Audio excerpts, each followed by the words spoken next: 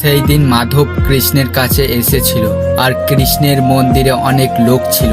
মাধবকে দেখে সবাই অপমান করছিল, কারণ মাধব ছিল খুবই গরিব। কিন্তু মাধব ছিল শ্রীকৃষ্ণের একজন অন্যতম ভক্ত।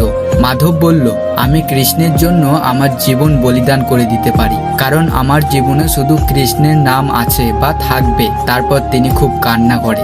ভিড়ের মধ্যে দিয়ে একটা লোক ছুরি হাতে বেরিয়ে আসে, কারণ মাধবের দেহ কেটে দেখবে সত্যি কি কৃষ্ণ তার জীবনে আছে সেটা প্রমাণ করবে। তারপর দেখে হৃৎপিণ্ডের মধ্যে সত্যিই শ্রীকৃষ্ণ বসবাস করছে।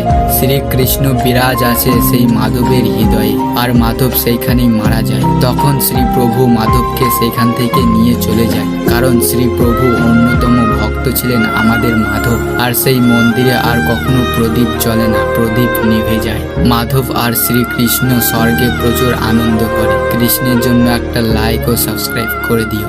রাধে রাধে।